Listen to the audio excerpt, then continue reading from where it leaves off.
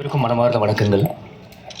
ஜென்ரலாக மேடையில் அமர்ந்த பெரியவங்க நண்பர்கள்னு சொல்லுவோம். இங்கே மேடை எங்கே முடியுது, ஆடியன்ஸ் எங்கேருந்து உட்காந்துருக்காங்கன்னு தெரியல. இது முழுமையாகவே நல்ல உள்ளங்கள் ஆசீர்வதிக்க வந்த பியூட்டிஃபுல்லான ஹார்ட்ஸ் கலந்த ஒரு இடமா இருக்குது. தேங்க்யூ ஸோ மச் அனைவருக்கும் ஃபார் பீயிங் ஹியர். மேடையில் ஸ்பெசிஃபிக்லி இப்போ ஆர்வி உதயகுமார் சாரோ, பேரரசு சாரோ, சிஸ்டர் கவிதா அக்கா சொன்ன மாதிரி ஏதோ ஒரு பயணம் இவ்வளோ வருடங்களாக ஜீரோலேருந்து ஆரம்பித்து சினிமாவில் ஒரு பயணம் போயிட்டுருக்கு. பட் இந்த பயணத்தில் ஒவ்வொரு தருணத்தில் அவங்க ராஜன் சார் உட்பட ஃபங்க்ஷன்ஸில் வந்து பீன் தேர் கண்டினியூஸாக ஒரு ஆசீர்வாதம், ஒரு தலையில் ஒரு கை, ஒரு பேட் அந்த பேக் இருக்கிற மாதிரியே ஒரு ஃபீல். அதுவே நமக்கு ஊக்கம் கொடுக்குது. இதை கீப் மூவிங்கில் ஒரு நாளைக்கு அந்த வெளிச்சம் வரும்னு. Thank you so much sir. எங்கள் கூட இருக்கிறது ஒரு மிகப்பெரிய பக்கபலமாக இருக்குது. அரவிந்த்ராஜ் சார், நம்மெல்லாம் சாதாரணமாக டிஎஃப்டி அதெல்லாம் தாண்டி ஊமை விழிகள் டைம்லேருந்து ரசிகனாக பார்த்து கற்றுக்கிட்ட காலங்கள் தாண்டி எனக்கு அவர் கூட பயணிக்க ஒரு வாய்ப்பு அமைஞ்சது. ஒரு ப்ராஜெக்ட் எல்லாம் planning. It is so nice. ஒரு பிளெஸிங் டு இது ஜெனுவன்லி ஒரு குடும்ப விழாவாக தோணுது. Thank you so much for being here sir. And Laura, basically ரொம்ப சுருக்கமாக சொல்ல போனோன்னா, எனக்கு இந்த படத்தோட வாய்ப்பு இதோட டைரக்ஷன் டீமில் இருக்கிற ஆல்பர்ட்னு ஒரு நண்பர் மூலமாக வந்தது. ஆல்பர்ட் சார் எனக்கு கால் பண்ணி சொன்னார், அசோக் ஒரு லோ பட்ஜெட், ஒரு டைட் பட்ஜெட் ஒரு படம் ஒன்று இருக்குது. நான் சொன்னேன், இந்த லைன் பொதுவாகவே நான் கேட்டிருக்கேன் சார், அடுத்தது என்ன சொல்லுங்களேன். அப்போ செட் இல்லை அசோக் ஏன்னா ஆல்பர்ட் சாருக்கும் எனக்கு இருக்கிற ஒரு ரிலேஷன் என்னென்னா, இதுக்கு முன்னாடி அவர் ஒரு ப்ராஜெக்ட் சொல்லும்போது என்னை ஒரு ப்ராஜெக்டில் நைஸாக மாட்டி விட்டுட்டு அவர் எஸ் ஆகிட்டார். அப்போ நான் சொன்னேன், தெய்வமே, நீங்கள் லாஸ்ட் டைம் நான் ஆக்டராக சினிமாக்கு திரைக்கு நேர தெரியிற முகமாக இருக்கேன், நான் எஸ் ஆக முடியல, நீங்கள் பேக் சைட்லேருந்து நீங்கள் போயிட்டீங்க, தயவுசெய்து நல்லபடியாக சஜஸ்ட் பண்ணுங்கள் சார். டைட் பட்ஜெட் சொன்னப்போ கூட நான் கேட்டேன், கதைக்கு ஏற்ற செலவு பண்ணுற ப்ரொடியூசர் இருக்கார், ஆனால் கதை தான் நிர்ணயிக்குது என்ன செலவுன்னு. அதை ப்ராப்பராக கரை சேர்க்குற ஃபண்டிங் பேக்கிங் இருக்கா? ஏன்னா நம்ம ப்ராஜெக்ட் என்ன பட்ஜெட்டில் எடுக்கிறோங்கிற விஷயம் தாண்டி அந்த கதைக்கு என்ன தேவையோங்கிற விஷயத்தை ப்ராப்பராக பூர்த்தி செஞ்சோம்னா, நேர்த்தி அந்த சொன்னோம்னா ஆடியன்ஸ் அதை ஜென்வின்லி ரெஸ்பெக்ட் பண்ணுறாங்க. ஸோ அந்த விஷயம் இந்த ப்ராஜெக்டில் முழுமையாக பூர்த்தி செய்யப்பட்டது. So thanks to Albert sir. ஏன்னா அவர் என்ன மணிமூர்த்தி சார் அறிமுகப்படுத்தினார், இயக்குனர் அறிமுகப்படுத்தினார், ப்ரொடியூசர் கார்த்திகேசன் அண்ணனை அறிமுகப்படுத்தினார். ஒரு நல்ல படைப்பில், ஒரு நல்ல கண்டென்ட் ட்ரிவன் கதையில், ஒரு மாடரேட் பட்ஜெட்டில் அழுத்தமான கண்டென்ட் இருக்கிற ஒரு படைப்பில் இருக்கிற சந்தோஷம், மகிழ்ச்சி இந்த படத்தோட ப்ரோசஸில் எனக்கு இருந்துச்சு.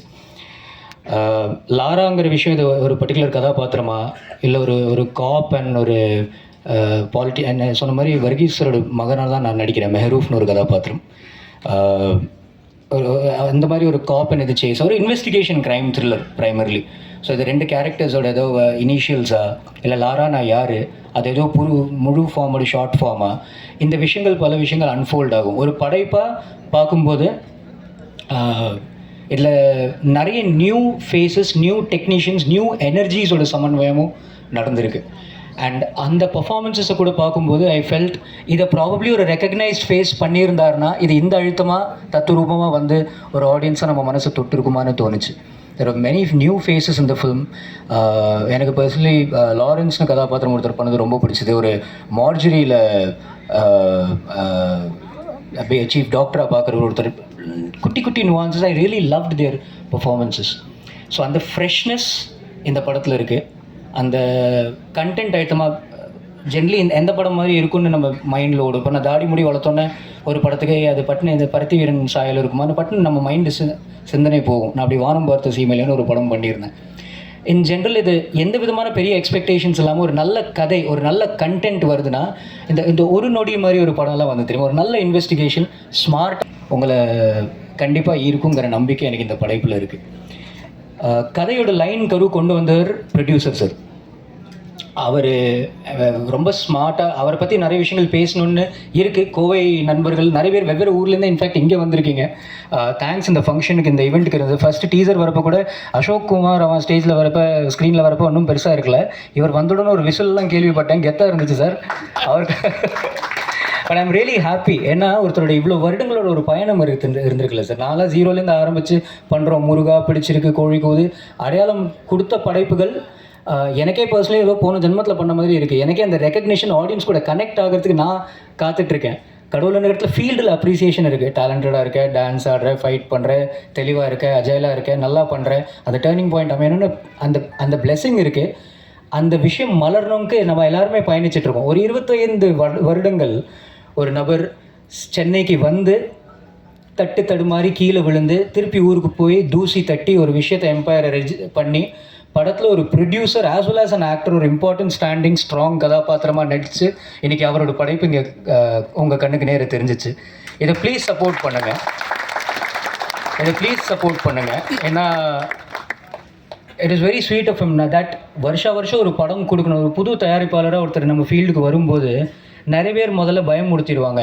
இந்த பட்ஜெட்டில் பண்ணால் செட் ஆகாது, இதில் பண்ணணும், இதில் பண்ணினா தான் பணம் ரோலிங் இருக்கும், ரொட்டேஷன் இருக்கும், எல்லாம் தாண்டி கண்டென்ட்டை மட்டும் மையமாக வச்சு ஒருத்தர் இறங்கியிருக்கிறார். எனக்கு இந்த டீம் கூட இருக்கிற பயணம் has been way much more than இந்த படத்தில் ஒரு நடிகனாக என்னோட இருக்கிற பயணம் தாண்டி. இட்ஸ் பீன் அ லிட்டில், நம்ம எல்லாருமே ஒரு பெயிண்டிங்கில் கதாபாத்திரங்களாக தான் இருக்கும். இதில் ஹீரோ ஹீரோயின் அந்த மாதிரின்னு இல்லை, இந்த கண்டென்ட் தான் ஹீரோவாக கண்ணுக்குமே முன்னாடி நிற்கும். ஸோ அந்த மாதிரி ஒரு அங்கீகாரம் கிடைக்க வேண்டிய ஒரு நல்ல அழகான படைப்பில் நம்ம இருக்கோங்கிற சந்தோஷம் இருக்குது. கதையோட லைன் அவர்கிட்டருந்து வந்துச்சு, குழந்தைய தத்தெடுத்து அதை தன் குழந்தைய வளர்க்குறது மிகப்பெரிய விஷயம். அதை மணிமூர்த்தி சார் கெத்தாக பண்ணியிருக்கிறாரு, த டிரெக்டர். ஏன்னா இந்த மாதிரி லைன் மட்டும் கேட்குறப்ப சம்டைம்ஸ் கொஞ்சம் ட்ரையான ஃபீலாக இருக்கும். அதை சுவாரஸ்யமாக ஒவ்வொரு சீன் நவுற விஷயமே நான் படைப்பாக பார்க்கும்போது ஒவ்வொரு கதாபாத்திரங்கள் கூட நம்ம கனெக்ட் ஆகிறது. ஒரு நீங்கள் படம் பார்க்குறப்ப தெரியும், பட் ஐ திங்க் அந்த ஆக்டர்ஸும் இங்கே இருக்காங்க. ஸோ அவங்கள பற்றி ஒரு அம்மா என்ன நடந்தாலும் அவங்களுக்கு வேறு ஒரு மண்ணும் இல்லை, 100 ரூபா கொடுத்துட்டு போயேங்கிற விஷயத்துலேயே இருப்பாங்க. அந்த ஆமாம், எனக்கு ரொம்ப பிடிச்சதுமா அவங்க ஒர்க்கு படத்தில் பார்த்தோன்னே. அந்த குட்டி குட்டி செதுக்கிற விஷயங்கள் இருக்குல்ல, ரொம்ப பியூட்டிஃபுல்லாக பண்ணியிருந்தாங்க. சமுதாயத்தில் நடக்கிற சில சோஷியல் இஷ்யூஸை, சோஷியல் விஷயங்களை கதையில் லைட்டாக ஹியூமரோட ஒரு சாட்டரிக்கலாக டச் பண்ணிவிட்டு ஆடியன்ஸ் மேலே சிந்திக்கவும் விட்டுருக்கிறாரு. So which shows a brilliance of a very smart director. And ஒரு ஸ்மார்ட் டைரக்டராக மணிமூர்த்தி சார் கூட பயணிச்சது எனக்கு ரொம்ப சந்தோஷம். பாக்கி இந்த விழாவின் நாயகன் ரகு ஸ்ரவன், ஒரு த்ரில்லர் மாதிரி படைப்புகள் ஜென்ரலாகவே ஒரு மியூசிக் கம்போசருக்கு ஒரு ஹாரர் த்ரில்லரெல்லாம் ஒரு வரப்பிரசாதம். அண்ட் அவர் பியூட்டிஃபுல்லாகவே பண்ணி 5 நாளில் என்னடா 5 நாளில் ஆர்ஆர் முடிச்சிட்டாங்க, என்ன அசால்ட்டாக சொல்கிறான்னு தோணுச்சுன்னா தீனி இவ்வளோ இருக்குது, கிடச்ச உடனே ஜாலியாக ஒர்க் பண்ணியிருக்கிறாரு. அதோட பிரதிபலிப்பு வந்திருக்கு. அவர் ஒரு மிகப்பெரிய பலம் ஃபார் த மூவி. சினிமாட்டோகிராஃபர் உட்பட ஒரு விஷுவலி உங்களை என்கேஜ் பண்ணுற ஒரு ஸ்க்ரீன் பிளே ட்ரிவன் கதை. கூடிய விரைவில் கடவுள் அனுகிரகத்தில் தியேட்டர்ஸ்க்கு வருவோம். அண்ட் உங்களோட அன்பு ஆதரவு இந்த டீமுக்கு தேவை. Please keep supporting us. திரையுலகத்தில் at this juncture I would also like to thank Sathyaraj sir. முதல்ல இந்த டைட்டில் லான்ச் பண்ணும்போது சத்யராஜ் சார் தான் அதை ஃபர்ஸ்ட் லான்ச் பண்ணார். ஒரு ரெஸ்பெக்ட்ஃபுல் நண்பராக விஜய் சேதுபதி சார் இதோட ஃபர்ஸ்ட் லுக்கை லான்ச் பண்ணார். படிப்படியாக வந்து இந்த படம் இப்போ ஆடியோ அண்ட் ட்ரெய்லர் லான்ச்சுக்கு வந்து கூடிய விரைவில் ரிலீஸோட பயணத்தில் இருக்குது. Please keep supporting as. ஏன்னா நல்ல படைப்புகள் ஜெயிச்சிச்சுன்னா இன்னும் நல்ல படைப்புகள் வரும், இன்னும் ஊக்கம் கிடைக்கும், சினிமாவும் வளரும். Thank you so much. God bless you all. மனமார்ந்த நன்றி. நிறைய டிரெக்டர்ஸ், ப்ரொடியூசர்ஸ் எல்லோரும் இருக்காங்க. எல்லாருக்குமே ரொம்ப thanks. And I am so happy tonight. എന്താ കനൈസ മലയാളം ഒരുപാട് നാളത്തെ ആഗ്രഹമായിരുന്നു ആൻഡ് ലൈക്ക് തമിഴ് ഇൻഡസ്ട്രിയിൽ വർക്ക് ചെയ്യണം എന്നുള്ളത്. I M so happy for that. நீங்கள் எல்லோரும் பார்த்துருப்பாங்க, நீங்கள் கொஞ்சம் தான் பார்த்துருப்பாங்க. And I am also I didn't see like how it comes and all. I was also waiting for the release and I don't know how much it came and all. And thank you so much for casting me in this project, director and producer sir and the whole team of Lara and my co-actor Ashok and Vargi sir. எல்லாருமே ரொம்ப ரொம்ப ரொம்ப support பண்ணாங்க for this character and thank you so much. Thank you all. Yeah, thank you.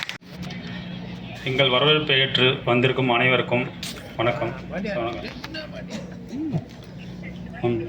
First வந்து நான் thanks சொல்லிக்கிறேன். ஏன்னா இந்த ப்ராஜெக்டில் ஒர்க் பண்ணுறதுக்கு சான்ஸ் கொடுத்த MK sir, Karthikesan sir, director Manimoorthy sir, அவங்களுக்கு ஃபஸ்ட்டு நான் நன்றி சொல்லிக்கிறேன். ஸோ இவ்வளோ ப்ராஜெக்டில் நம்பி என்கிட்ட கொடுத்துருக்காங்க. ஸோ அந்தளவுக்கு நான் எஃபர்ட் போட்டிருக்கேன். இதில் பார்த்திங்கன்னா நான் மட்டும் அப்படி இல்லை, டைரக்ஷன் டீம், கேமராமேன், அவங்க டீம், ஸோ மியூசிக் நல்லா பண்ணியிருக்காரு, நல்லா வந்திருக்கு. ஸோ படம் நான் உங்களுக்கு பிடிக்கும் நான் நினைக்கிறேன். So thank you. டைரக்டர் மணிமூர்த்தி சாரையும் ப்ரொடியூசர் கார்த்திகேசன் சாரையும் சொல்லப்போனால் அவங்க வந்து அவங்களுக்கு ஏற்ற மாதிரி எப்படின்னா சொல்லப்போனால் அவங்க ஒரு பொசிஷனில் இருக்க மாட்டாங்க. இப்போ எங்களுக்கெல்லாம் ரொம்ப வந்து ஹெல்ப் பண்ணிகிட்டு இருந்தார். டேரக்டர் அந்த ஒரு பொசிஷனை தாண்டி இப்போ வந்து ஃப்ரெண்ட்லியாக வந்து இப்போது அந்த சார் சொன்ன மாதிரி தான் அந்த இடத்துல வந்து டேரக்டராக இருக்க மாட்டார். எங்களுக்கு வந்து என்னம்மா வேணும், ஏதுமா வேணும், உங்களுக்கு எல்லாம் ஓகேவா, அந்த மாதிரி தான் கேட்பார். அதே மாதிரி எல்லாருமே சப்போர்ட் பண்ணுங்கள். கண்டிப்பாக போய் படத்தை பாருங்கள் தேட்டரில். Thank you so much. ரொம்ப ஃபன், ஜாலியாக இருக்கும். ஒரு மியூசிக் போகிற மாதிரியே இருக்காது. இந்த படம் பொறுத்த வரைக்கும் டோட்டலி 4 சாங்ஸ் இருக்குது. விஷுவலாக நீங்கள் பார்த்தது 3 சாங் தான். இன்னும் ஒரே ஒரு சாங் மட்டும் அது ஆல்பமில் வரும். அண்ட் இந்த படத்தில் ஆர்ஆர் வந்து ஒரு 4 to 5 டேஸில் டோட்டலாகவே உட்காந்து முடிச்சிட்டோம். அண்ட் டீம் ராகுல் மனோகர் அண்ட் ஜோஸ்பித் நிறைய பேர் மாக்ஸ் மீடியாவிலேருந்து வந்திருக்காங்க. ஒரு தேங்க்யூ. அண்ட் மாக்ஸ் மீடியா இல்லைனா ஐ திங்க் மூவியோட சவுண்ட் எஃபெக்ட்ஸாக இருக்கட்டும், ஃபாலி அண்ட் எவ்ரி திங் அவங்க சப்போர்ட் பண்ணாங்க அவங்க students. Max team, can you please come up? Okay, fine, thank you. So I just want to thank Mox Media and the entire crew. Thank you. நான் எதிர்பார்க்கல இவ்வளோ சீக்கிரம் கூப்பிடுவாங்கன்னு. இப்படி வரிசையில் வரும்னு நினச்சேன் நான். அதனால் கொஞ்சம் தடுமாற்றமாக இருக்குது. ஃபர்ஸ்ட் ஆஃப் ஆல் ப்ரொடியூசர் சாருக்கு ரொம்ப தேங்க்ஸ் சொல்லணும். ஃபஸ்ட்டு அவர் என்னை வந்து ஆஃபீஸில் மீட் பண்ணும்போது இந்த மாதிரி ஒரு படம் எடுக்க போகிறோம், நீங்கள் அதை பண்ணணும் அப்படின்னாரு. பொதுவாக என்னை வந்து அப்ரோச் பண்ணுறவங்க நிறைய யூனிஃபார்ம் ரோல்ஸ் தான் கொடுப்பாங்க. ஸோ இதுலேயும் ஒரு போலீஸ் கேரக்டராக இருக்குமோ அப்படின்னு நினச்சிட்டு அவர்கிட்ட, சார் என்ன கேரக்டர்? இல்லை சார், யூனிஃபார்ம் கிடையாது, நீங்கள் வேறு ஒரு கேரக்டர் பண்ணுறீங்க, ஹீரோட அப்பாவாக ஒரு ரோல் பண்ணுறீங்க, பட் அது கொஞ்சம் நல்லா இருக்கும், நீங்கள் பண்ணால் அது நல்லாயிருக்கும் அப்படின்னாரு. அன்றைக்கே நான் ஆக்சுவலாக ஓகே சொல்லிட்டேன். கதையை சொன்னார், எனக்கு பிடிச்சிருந்தது. இது ஒரு ஆக்சுவல் இன்சிடெண்ட் நடந்த ஒரு விஷயம். ஸோ அதை பேஸ் பண்ணி கதை எடுக்கிறாரு. அண்டு ஃபஸ்ட் டைம் நான் ப்ரொடியூஸ் பண்ணுறேன் அப்படின்னு சொன்னார். அந்த ஒரு தைரியமே வந்துட்டு ஒரு பெரிய விஷயம் ஆக்சுவலாக. ஏன்னா இப்போலாம் படம் எடுக்கிறதே ஒரு பெரிய விஷயமா இருக்குது. அதுவும் ஒரு சின்ன பட்ஜெட்டில் ஒரு படம் எடுக்கணுன்னா அது திரைக்கு வந்து சேருமா சேராதான்ற ஒரு நிறையா பிரச்சனைகள் இருக்குது, நிறையா யூனோ அப்ஸ்ட்ரக்ஷன்ஸ் இருக்குது. அந்த ஒரு இதெல்லாம் பெருசாக பொருட்படுத்தாமல் அவர் வந்து இதை எடுத்து கம்ப்ளீட்டும் பண்ணி அதுக்காக ஒரு டீமும் சேர்த்து ஷூட் டைம்லலாம் நிறைய விஷயம் அவரே பண்ணார் ஆக்சுவலாக. அது வந்துட்டு கொஞ்சம் இதில் வந்து உங்களுக்கு எந்த பிரச்சனையும் இல்லையா, உங்களுக்கு எந்த கஷ்டமும் இல்லையா நிறைய வாட்டி வந்து கேட்பார். பட் சாப்பாடுலேருந்து டிரான்ஸ்போர்ட்டேஷன்லேருந்து கிட்டத்தட்ட ப்ரொடக்ஷன் மேனேஜரும் அவரே, ப்ரொடியூசரும் அவரே, ஸ்பாட் பாயும் அவரே, ஆக்டரும் அவரே. ஸோ அந்த மாதிரி நிறைய விஷயம், பல ஹேட்ஸ் யூனோ ஒருத்தர் அதை போட்டு அது பண்ணுறது வந்துட்டு ஒரு ஈஸியான விஷயம் கிடையாது. அவர் கூட இருக்கும்போது, அவர் கூட ட்ராவல் பண்ணும்போது அந்த ஷூட் டைம்லலாம் நான் அதெல்லாம் நிறையா கவனித்தேன். எவ்வளோ கஷ்டப்பட்டிருக்காருன்றது தெரியும். இந்த கஷ்டத்துக்கெல்லாம் ஒரு நல்ல பலனாக இந்த படம் வந்திருக்கு நினைக்கிறேன். ஸோ வாழ்த்துக்கள், வெற்றி படம். And thank you all. நன்றி, வணக்கம். ப்ரொடியூசர் எதுவும் கான்ட்ரவர்சி வேண்டாங்கிறாரு. இது ப்ரொடியூசர் மேடை, அவர் நல்லா இருக்கணும், நல்லா இருப்பார். ஏன்னா சென்னையில் கஷ்டப்பட்டு பசியால் வாடி உழைத்து வெற்றி பெற முடியாமல் கோயம்புத்தூர் போய் அங்கே உழைத்து சம்பாதித்து பணம் சம்பாதித்ததை விட இந்த நட்புகளில் காரைக்கால் நட்பு, கடலூர் மற்ற பல ஒரு 5-6 மாவட்டம் சொன்னாங்க. அவர் தமிழ்நாடு பூரா அவருக்கு நட்பு வட்டாரங்கள் உயிராக இருந்திருக்கிறார்கள், ஒரு துணையாக இருந்திருக்கிறார்கள். அவர் நிச்சயம் வெற்றி பெறுவார். நிச்சயம், சத்தியம், இந்த படம் வெற்றி பெறும். நீங்க தமிழ் சினிமாவுக்கு வேணும்.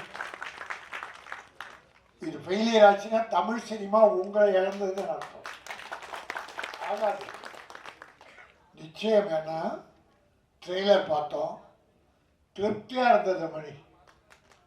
மணிமூர்த்தி டைரக்டர் ரொம்ப திருப்தியா இருந்தது, எந்த குறையும் இல்லை. மியூசிக் பிரமாதம். அந்த கிராமத்தில் அந்த கோயில் திருவிழா சாங் நீங்க எங்க போய் எடுத்தீங்க?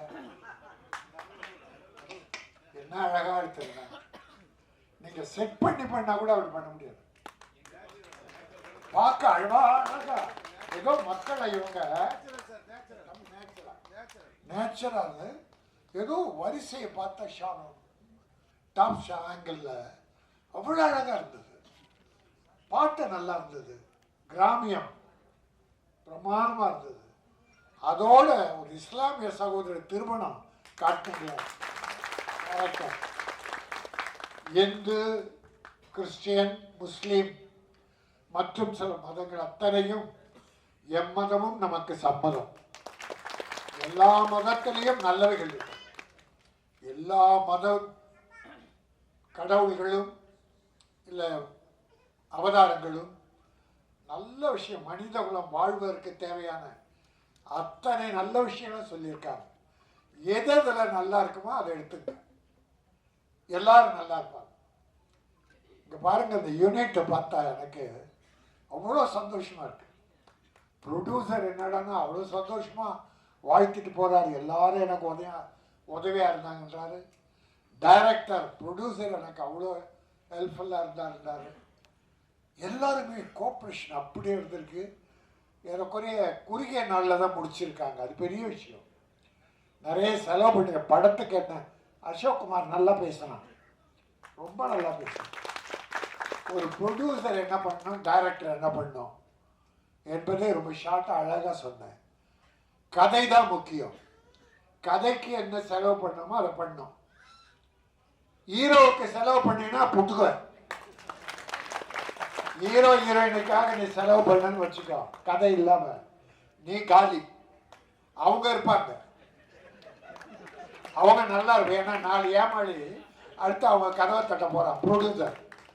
ப்ரொடியூசர் தான் ஏமாளிங்க. நடுத்தருக்கு வந்துட்டு இருக்கான் நூற்றுக்கணக்கான ப்ரொடியூசர். இப்போ 300-400 படங்களை ரிலீஸ் பண்ண முடியல, வியாபாரம் இல்லை, தியேட்டர் கிடைக்கல, கியூபுக்கு பணம் கட்ட முடியல. கியூபுக்கு அவ்வளோ சிரமம் ப்ரொடியூசர்ஸ். அந்த சூழ்நிலையில் நம்ம கார்த்திகேயன் இவ்வளோ கஷ்டப்பட்டு இந்த படத்தை அற்புதமாக பண்ணியிருக்கீங்க, மனம் நிறைந்து வாழ்த்துறேன். இது நல்லா போகும். ஏன்னா இப்போ சின்ன படங்கள் ஓடுவதற்கான நேரம். இந்த வருஷம் பார்த்தீங்கன்னா பல சின்ன படங்கள் பெரிய படம் ஆயிடுச்சு. மக்கள் நல்ல கதை இருந்தால் போதும் உள்ள போகிறாங்க. ஹீரோ ஹீரோயின் எல்லாம் கொஞ்ச நாளைக்கு முன்னால் இருந்தது, ஆனால் இப்போ ஒதுக்கிட்டாங்க. இப்போ பாருங்கள், இந்த ஒரு வருஷத்தில் பல பெரிய படம் கோடிக்கணக்கான செலவு படம்.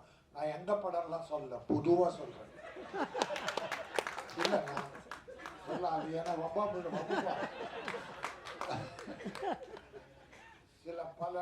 பல கோடி படங்கள்லாம் இப்போ காணும், வருத்தப்படுறாங்க. ப்ரொடியூசர் லாஸ் ஆகிறாங்க, அதான் எனக்கு பெரிய வருத்தம். சின்ன படங்கள்லாம் பெரிய படமாக இருக்கு. இந்த வாழைன்னு ஒரு படம் நல்லா போச்சு. இப்போ ரப்பர் பந்தை பெருசாக்கிட்டாங்க. நான் ஒரு கேட்ட சொல்கிறேன், 2 நீ வான்னு வாய்ப்பு அதுலேயே இருக்கு. என் ப்ரொடியூசர் நல்லா இருக்கணும்னு நினைக்கிறேன். அவன் என் தம்பி, அந்த ப்ரொடியூசர். ஆனால் என்னோ தெரியல, நான் படம் பார்க்கல. பட் படம் நல்லா போய் ப்ரொடியூசர் லாஸ் ஆகாமல் இருந்தால் நல்லது. அதில் பல பேர் பத்திரிகை நண்பர்களை காரணம் சொல்கிறாங்க. இந்த படம் ஃபெயிலியருக்கு விமர்சனங்கள் வித்தியாசமாக எழுதுந்தான் காரணம் என்று சொல்கிறாங்க. அதெல்லாம் இல்லை. விமர்சனங்கள் படத்துடைய வளர்ச்சிக்கு கொஞ்சம் உதவிதான், இல்லைன்னு இல்லை, விமர்சனம் வேணும். அதனால தான் இந்த சகோதரர்கள்லாம் அழைத்து இந்த ஆடியோ ஃபங்க்ஷன் நடத்தி அவங்களுக்கு ஒரு மரியாதை கொடுத்து அவங்க இப்போ ப்ரொடியூஸ் ஹெல்ப் பண்ண படத்தை ப்ரமோட் பண்ண போகிறீங்க. இதில் நல்லது இருக்கிறத நல்லதாக எழுதுங்க, குறை இருந்தால் குறைவாக எழுதுங்க. ஏன்னா ப்ரொடியூசர் எவ்வளோ பண்ண இப்போவே 5 கோடி விட்டார். அதனால் நம்ம ஏதோ பேனாவில் மை போட்டோன்றதால இப்போ மை கூட போடல, எல்லாம் பால் பாயிண்ட் பெண்ணு. அதாவது ஒரு ஹோட்டலில் சாப்பிட போயிருந்தோம். அங்கே உள்ள ஒரு போர்டு எழுதியிருந்தான், இங்கே சாப்பாடு நன்றாக இருந்தால்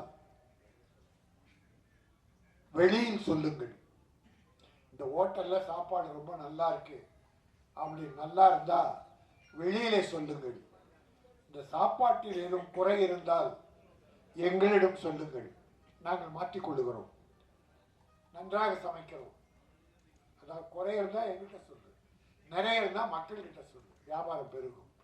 அதனால் இப்போ வந்து பெரிய படங்களில் என்ன குறையோ, இயக்குனர் எதில் கோட்டையிட்டாரோ, கதையில் கோட்டையோ, எப்படியோ போனால் கூட ப்ரொடியூசர் லாஸ் ஆகிட்டான். ப்ரொடியூசர் லாஸ் ஆகிறாங்க, மீது யாருக்கும் லாஸ் கிடையாது. அப்போ அந்த ப்ரொடியூசர் எவ்வளோ வேதனைப்படும். அதனால் பண்ணுறத செலவு எத்தனை கோடி என்பதாலும் அல்ல, அதில் எவ்வளோ கதை இருந்தது, அந்த கதையை எவ்வளோ சிக்கனாக அழகாக எடுத்து சொன்னீர்கள். இந்த 2 ஜாம்பவன் உட்காந்துருக்காங்க, உதயகுமார், பேரரசு, எப்படிப்பட்ட படங்கள் பண்ணாங்க. ரஜினி சாரை வச்சு எத்தனை வெற்றி படம், கார்த்திகை வச்சு வெற்றி படம், உதயகுமார். நம்முடைய பேரரசு விஜயை வச்சு வெற்றி படங்கள் கொடுத்த 2 இயக்குனரும் சின்ன பட தயாரிப்பாளர் வளரணும், வாழணும், வெற்றி பெறணும்னு தொடர்ந்து வாழ்த்தாங்க. மனம், நல்ல மனம்,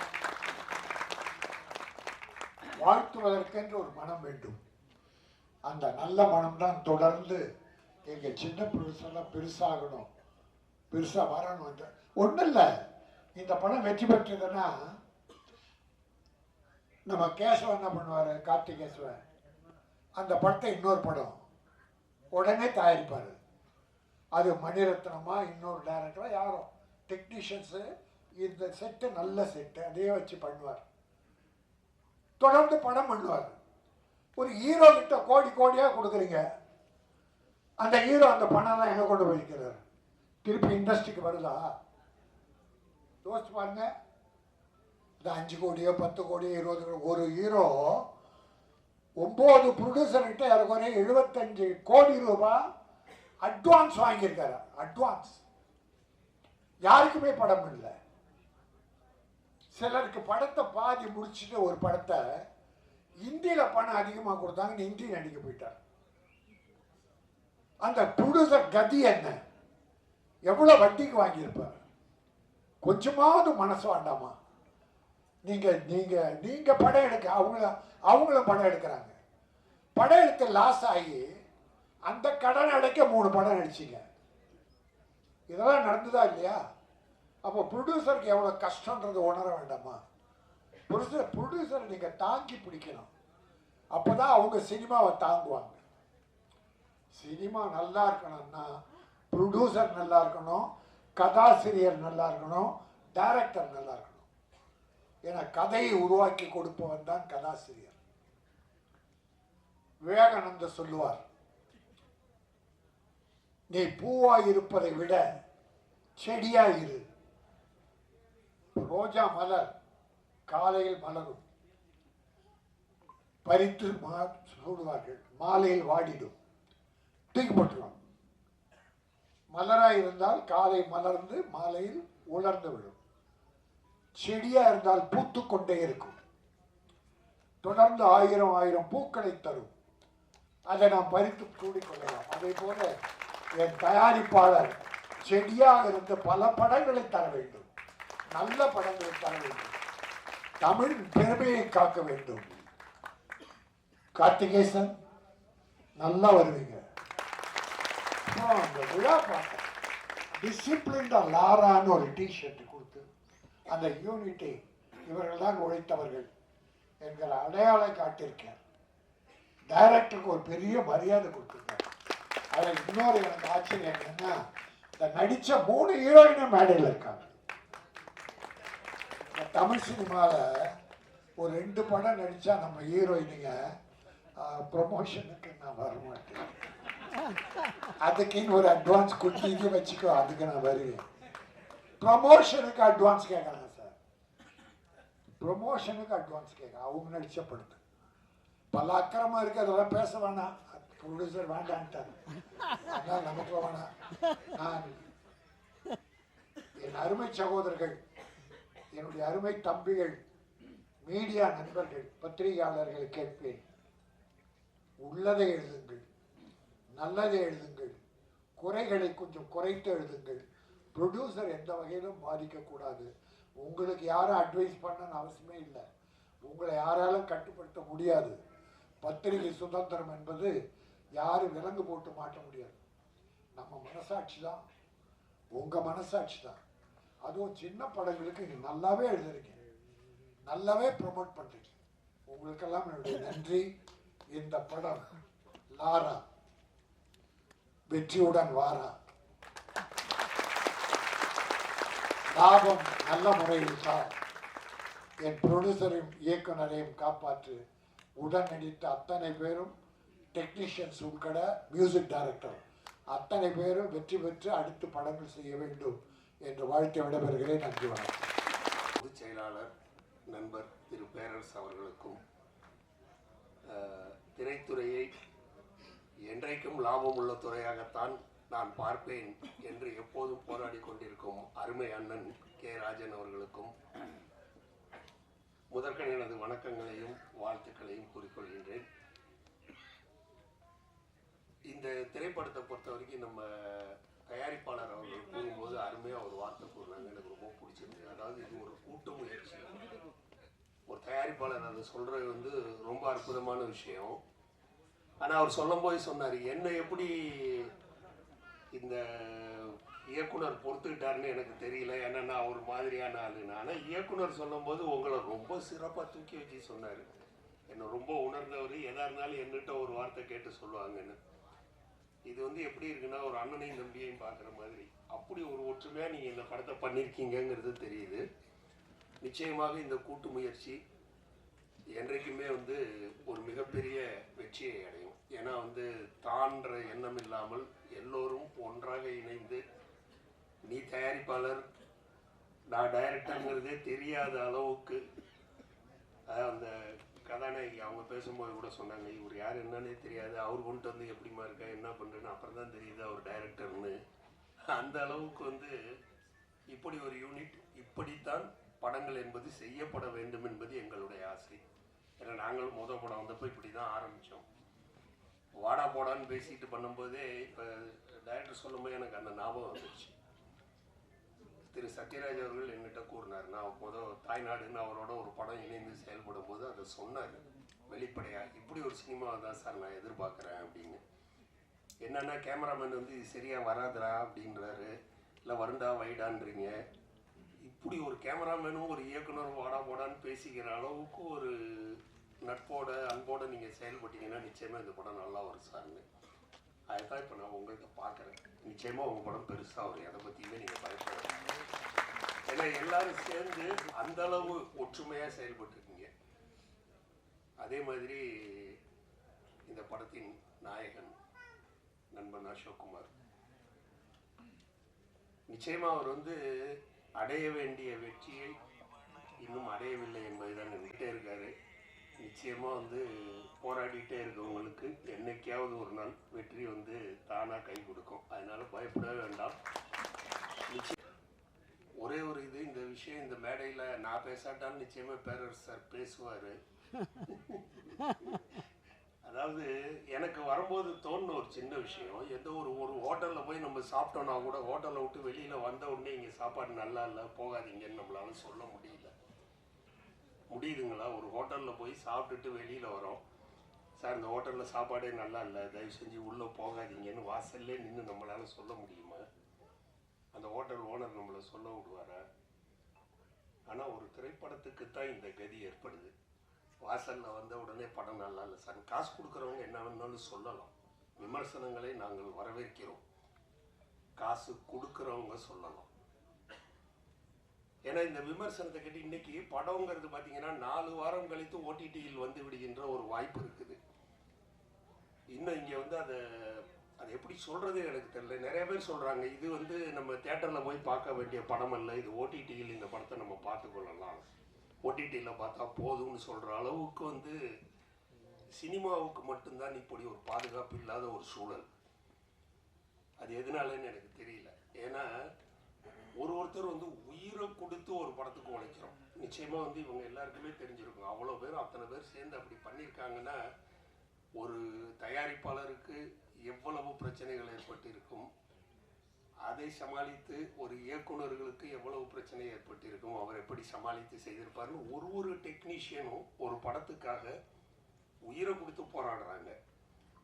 அதனால எடுத்த உடனே ஒரு படத்தை வந்து இது அப்படி இருக்குது இப்படி இருக்குன்னு மட்டம் தட்டி பேசுறதுங்கிறது வந்து குறிப்பாகவே சொல்கிற மாதிரி சில நேரங்கள் நடக்கும்போது அதை வந்து நம்மளால் ஏற்றுக்க முடியல. முதல்ல திரையில் போய் பார்க்கறதுக்காகவாவது கொஞ்சம் டைம் கொடுக்கணும். ஏன்னா இன்றைக்கி ஒரு திரை கிடைத்து ஒரு படத்தை வெளியிடுவது என்பதே ரொம்ப ஒரு கஷ்டமான ஒரு சூழல்.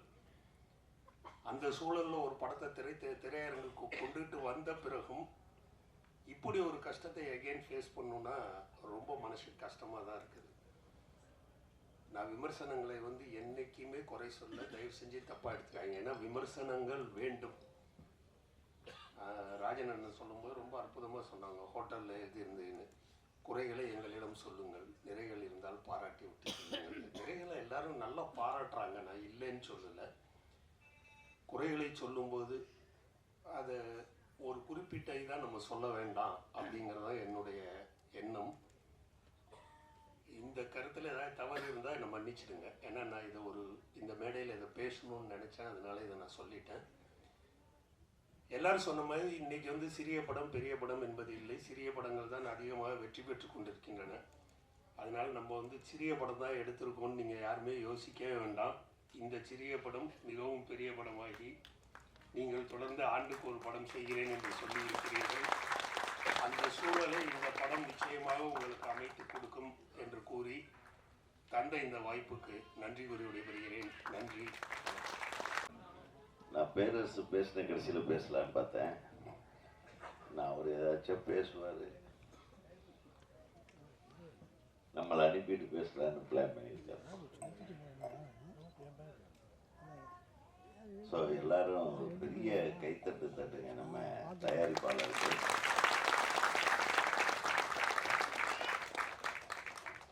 இதில் ஒரு சுயநலம் இருக்கு.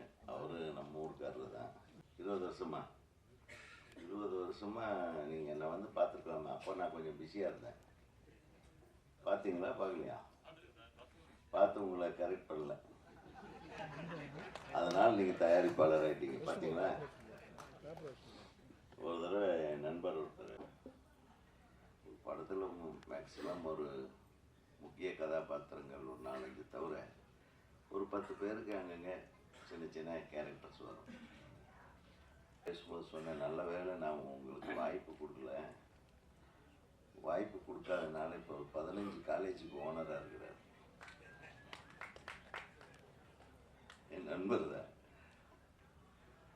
அந்த மாதிரி சினிமா வாய்ப்பு கிடைக்காதனால கோயம்புத்தூரில் போய் ஒரு பெரிய பில்டர் ஆகிட்டார். மிகப்பெரிய தொழிலதிபர் ஆகிட்டு அவர் சாதாரண கூட்டத்தை கூட்டு வரல, அவருக்காக உயிரை கொடுக்கக்கூடிய நண்பர்கள் இருக்கிறாங்கன்றது மிகப்பெரிய விஷயம்.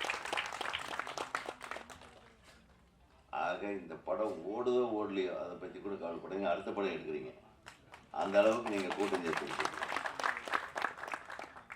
அதுக்காக நீ வருத்தப்படாது டைரக்டரை, கண்டிப்பாக ஓடும். ஏன்னா உண்மையாக ஒரு நல்ல விஷயம் கண்டென்ட்டை எடுத்துட்டு அதுக்கு உண்மையாக உழைக்கிறவங்களுக்கு எப்பவுமே வெற்றி வந்து கூட வரும், நிச்சயமாக வரும். அதனால் நீங்கள் எல்லாம் பேசுகிறத கேட்கும்போது நம்ம அசோக் சொன்னப்பல அழகாக இந்த படத்தில் என்னென்ன நடந்தது, யார் யார் எப்படி எப்படின்னு அழகாக சொல்லிட்டாரு. தயாரிப்பாளர் கார்த்திகேசன் பேசும்போதும் அழகாக, அதாவது ஜோடனையாக பேசாமல் நம்ம மனசுக்குள்ளே என்ன இருக்கோ அதை அப்படியே யதார்த்தமாக சொன்னீங்க. அதே மாதிரி இயக்குனரும் சொன்னார்.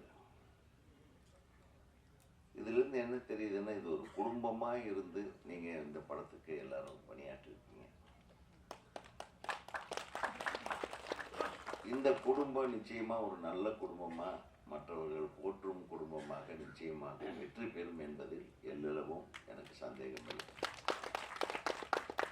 பொதுவாக படத்தோட ட்ரெய்லரை பார்த்த உடனே நமக்கு வந்து புரிஞ்சிடும் இது ஒரு சோறு பதம்ன்ற மாதிரி. இந்த ட்ரெய்லரை பார்த்த உடனே ஒரு இந்த முக்கியமான மேட்ரு என்னன்னே கண்டுபிடிக்க முடியல, ஆனால் ஏதோ ஒன்று இருக்குன்றது மட்டும் தெரியுது.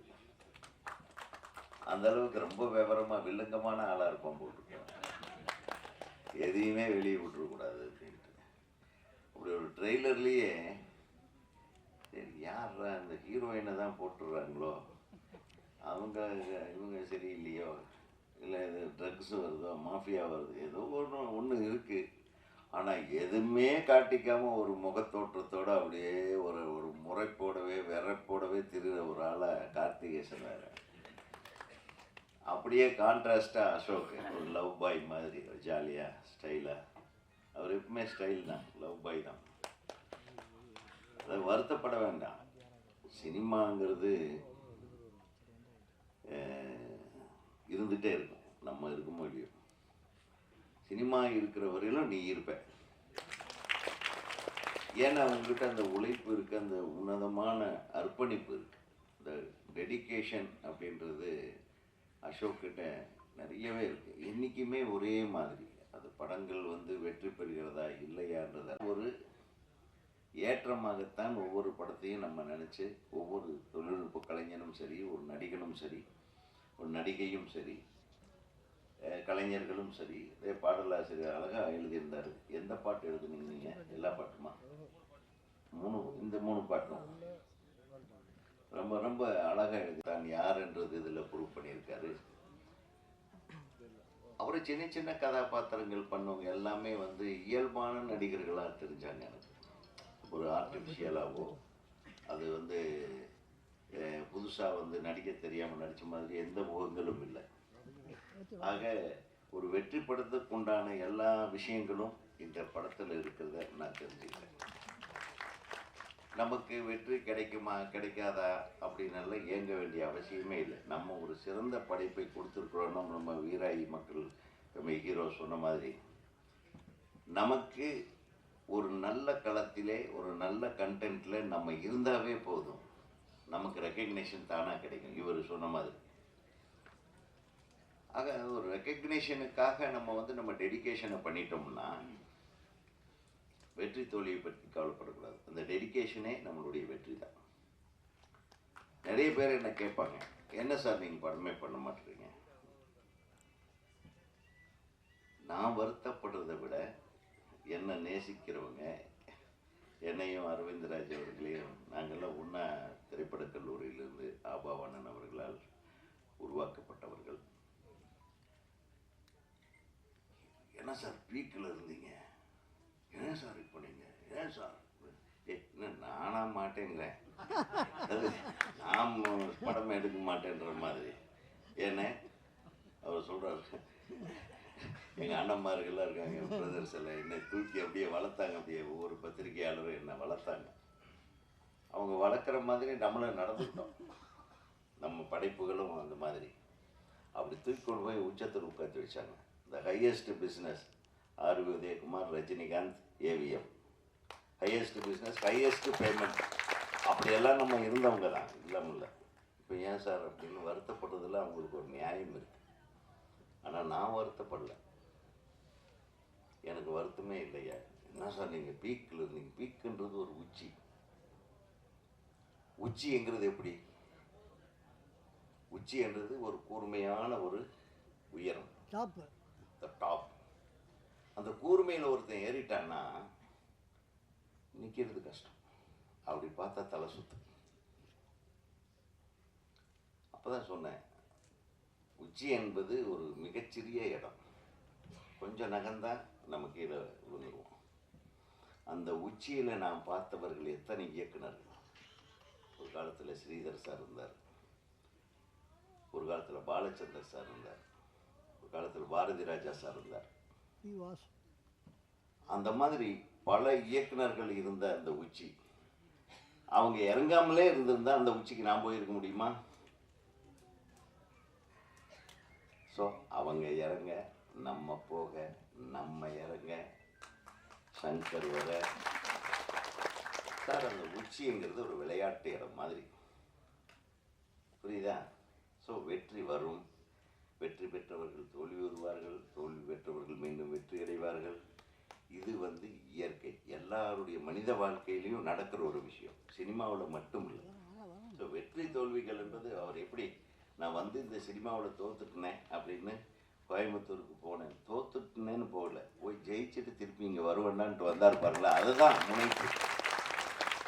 அந்த முனைப்பு மட்டும்தான் நம்மளை வந்து மேலே இழுத்து கொண்டு செல்லுமே தவிர,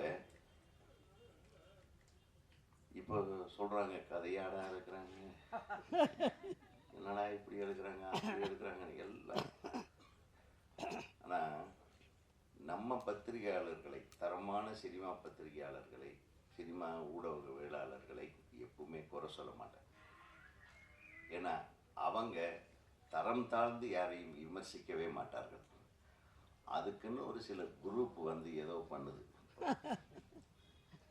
அடுத்தவன் வாழ்க்கையை கெடுக்கிறதுக்கு உண்டான முயற்சிகளில் ஒரு சில பேர். இன்றைக்கி தான் ஒரு வீடியோவை பதிவு பண்ணிட்டேன், நானே வந்து ஒரு ஊடகவியலாளன் ஆயிடுறேன். ஸோ அந்த மாதிரி நிறைய போலிகள் சுற்றுற ஊராயிடுச்சு. இது ஒன்றும் பண்ண முடியாது, இது சுதந்திரம். இந்த விஷுவலுக்கு இருக்கிற சுதந்திரம் இருக்குது பாருங்கள். இந்த மொபைல் எப்போ வந்து ஒரு மனுஷன் கைக்கு வந்துருச்சோ, அவன் கெட்டதையும் சொல்லுவான், நல்லதையும் சொல்லுவான், தேவையானதையும் சொல்லுவான், தேவையில்லாதையும் சொல்லுவான். ஆனால் எந்த ஒரு விஷயத்தையும் நாம் உணராமல் அதை தப்பாக அடுத்தவங்களுக்கு சொல்ல கம்யூனிகேட் பண்ணக்கூடாது. அதுதான் நம்ம தெரிஞ்ச மாதிரி பேசுறது.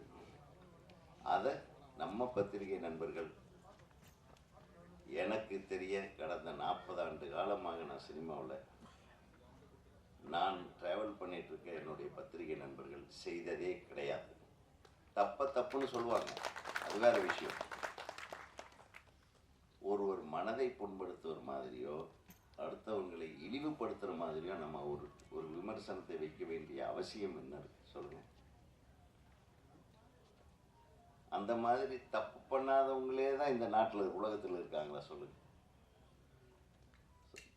காழ்ப்புணர்ச்சியை தவிர்த்து விட வேண்டும், அதுதான் நானும் சொல்ல வரேன். ஆக நான் ரெடியாக தான் இருக்கேன். உங்கள் ப்ரொடியூசரையே எல்லாம் கைத்தட்டி என்னை வச்சு என்ன படம் எடுத்துருவேன். என்ன இந்த பட்ஜெட் எவ்வளோ வச்சு, அந்த பட்ஜெட்டை விட 1 கோடி ரூபா கம்மியாக எனக்கு கொடு, நான் ஒரு படம் எடுத்தேன். கரெக்டாக?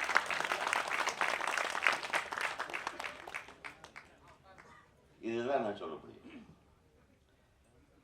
நான் சில சமயத்தில் சிறப்பாக எடுக்காமல் இருக்கலாம், சில டைமில் மொக்க சினிமா ஓடும்.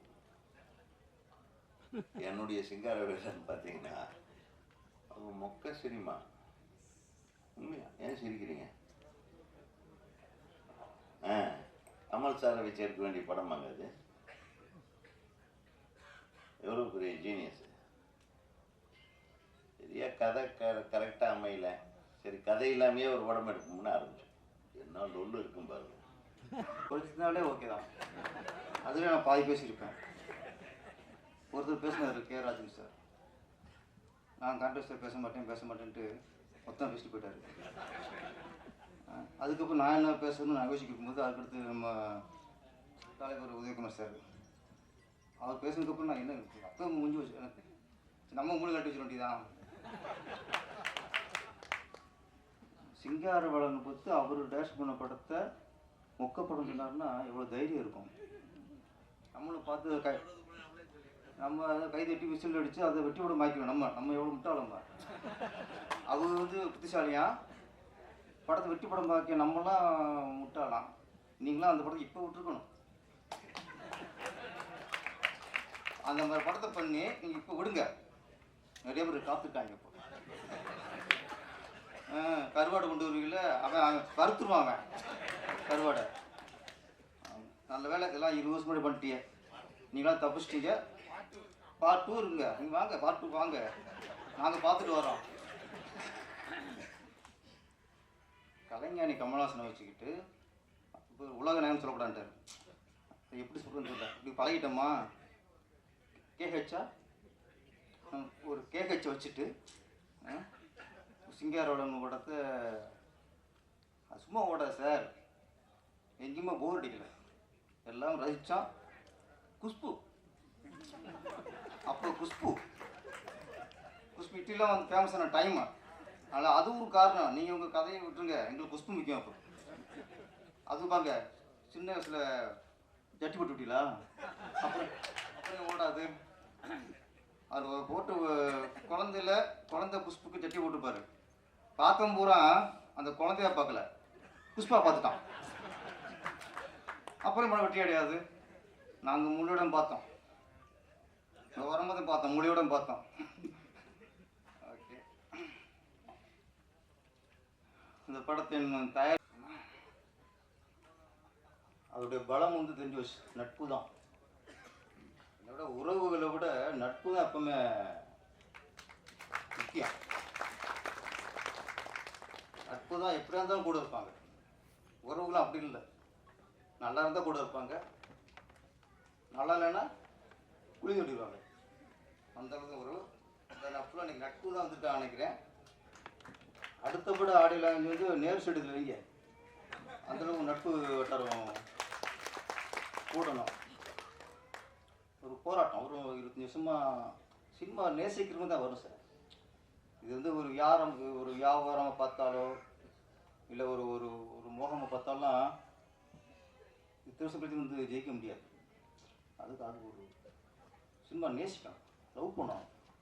அது நீங்கள் லவ் பண்ணியிருக்கிய, நீ லவ் பண்ணால் கொண்டாந்து சினிமா கொண்டு வந்துடுறாங்க. அப்புறம் இந்த கதை, இப்போ ஒரு இயக்குனர் வந்து தன்னோட கதையே இயக்குனார்னா ஒன்றும் பிரச்சனை இருக்காது, அது பெரிய விஷயம் இல்லை. ஏன்னா தன்னோட கதையில் அவங்க ஊருக்கு போய் திரைக்கதை பண்ணி வசனம் எழுதி தாங்களே இயக்கும்போது எந்த பிரச்சனையும் வராது. இன்னொருத்தர் கதையை இயக்கும்போது தான் அது பெரிய விஷயம்.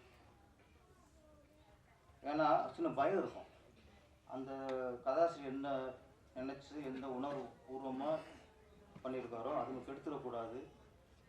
அது ரொம்ப ஒரு கவனம் இருக்கும், பயம் இருக்கும். இது வரைக்கும் நான் என் படம் எல்லாமே நான் தான் கதை, அதனால் அதில் ஒரு சுதந்திரம் இருக்கும்.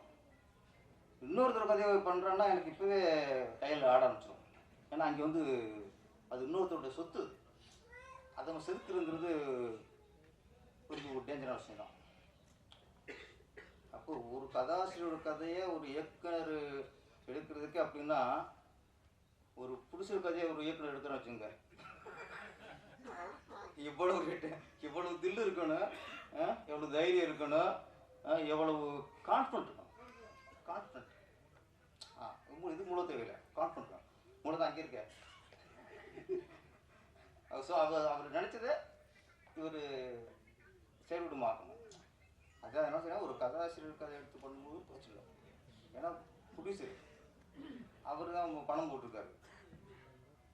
இன்னும் அதோட பாருங்கள், ப்ரொடியூசர் கதையை கொடுத்துட்டு பணத்தை போட்டு எங்கே இருந்தால் பரவாயில்ல, கோயம்புத்தூர் இருந்தால் பரவாயில்ல, கூடவே இருக்கார். அப்போ ஒரு சீன் எடுக்கும்போது ப்ரொடியூசரை பார்த்துருப்பார், இந்த ஆள் மூவி கரெக்டாக எடுக்கணுமா. அது உண்மையிலே இது புது அனுபவம் தான் அவருக்கு, நம்ம மணிமூர்த்திக்கு. அதனால் இங்கேயே நீங்கள் பாஸ் ஆகிட்டீங்க. ஏன்னா இருக்கிறதே சந்தோஷமாக உட்காந்து யாருன்னா ப்ரொடியூசர் தான். நல்லா சிரிச்ச முகமாக ஒரு மினி சக்கரவர்த்தி மாதிரி. ஆமாம், ரைட்டில் பார்க்கும்போது அப்படியே டக்குனு வினிச்சக்கரவர்த்தி எங்களுக்கு ஞாபகம் இருந்துச்சு. ப்ரொடியூசரு, டைரக்டர் எல்லாருமே, ஹீரோ எல்லாருமே, ஹீரோயின் எல்லாருமே ஹாப்பியாக இருக்காங்க. இருந்து தெரிஞ்சு வச்சு படம் நல்லா வந்திருக்குன்ட்டு. சரி, நீங்கள் தான் ஓகே. அவர் கதை ஒரு திரைக்கதை. இங்கே ஒரு விஷயம் நல்ல விஷயம் நடந்துச்சு. ப்ரொடியூசர் பேசும்போதும் சரி, இயக்குனர் பேசும்போதும் சரி, கதாநாயகன் பேசும்போதும் சரி, கதாநாயகி அனுசுயா நான் கரெக்டாக போய் வச்சுட்டு நான் வச்சுருக்கேன், நீங்கள் இதை மறந்துட்டியே. எஜமான் என்ன எஜமான்? இல்லை நீ கேட்டதுனால இங்கே வச்சுட்டு அதை நம்ம மறந்துடக்கூடாது. அதுக்கப்புறம் நானே மூஞ்சியை பார்த்தேன், நீங்கள் அலாறு சொன்னதுக்கப்புறம் தான் நான் பார்த்தேன். ஏற்கனவே நீங்கள் ரசிச்சிட்டியே, நான் பார்த்ததே இல்லை. சின்ன கவுண்டர் பார்த்து ரசிச்சிருக்காரு, அப்போ நல்ல ஹீரோனுக்கு இருக்கும். ஏன்னா சுகன்யாவிலே பம்பரம் விட்டு வருவார். அதனால் அந்த ரசனை அவர் கரெக்டாக இருக்கும். அப்புறம் நானும் பார்த்தேன், கலையாத்தான் இருக்குங்க அனுஷியா, அவர் சொன்ன மாதிரி பெரிய ஹீரோயின் ஆயிருங்க. கண்டென்ட் மாறி போச்சு.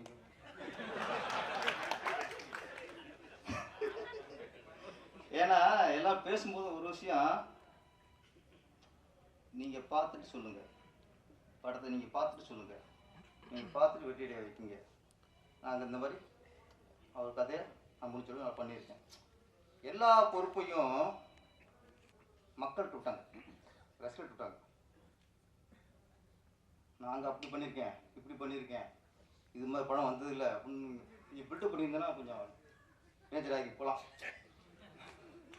அது இல்லை. அதனால் தன்னடக்கம் தான் மனிதனுக்கு மிகப்பெரிய வெற்றி. அந்த தன்னடக்கம் வந்து புதுசில் இருந்துச்சு, இயக்குனர் இருந்துச்சு, நம்ம அசோக் ஹீரோக்கிட்ட இருந்துச்சு. இந்த விஷயம் நம்ம ட்ரெயிலர் பாடல் பார்க்கும்போது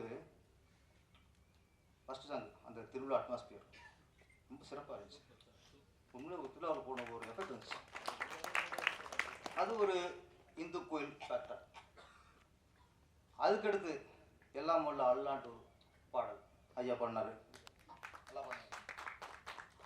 அதுக்குள்ள பேக்ட்ராப் பள்ளிவாசல், ஒரு இஸ்லாமிய பேக்ட்ராப். அதுக்கப்புறம் டியூட் சாங். அங்கேயும் பார்த்தா சர்ச்சு தெரிச்சு, சிலுவை தெரிச்சு. அப்போ ஒரு 3 பாடலையுமே எங்களுக்கு எம்மதமும் சம்மதம் தர டைரக்டர். இந்துக்களை காட்டாரு, இஸ்லாமியர்களை காட்டாரு, கிறிஸ்தவத்தையும் காட்டாரு. நான் சொன்னேன், சினிமாவில் தான் சார் நம்ம எம்மதம் சம்மதங்கிறோம், எல்லா ஜாதியும் ஒன்றுங்கிறோம், சினிமா சொல்லிக்கிருக்கோம். ஏன்னா சினிமா இன்றைக்கி சினிமாக்காரன் தான் அதில் பொறுப்பாக இருக்கான். வெளியே போயிட்டால் மதம் தான் இன்றைக்கி குழப்புறது இடமா போச்சு, அரசியல் பண்ணுற இடமா போச்சு, ஜாதி தான் இன்றைக்கி அரசியல் பண்ணுற இடமா போச்சு.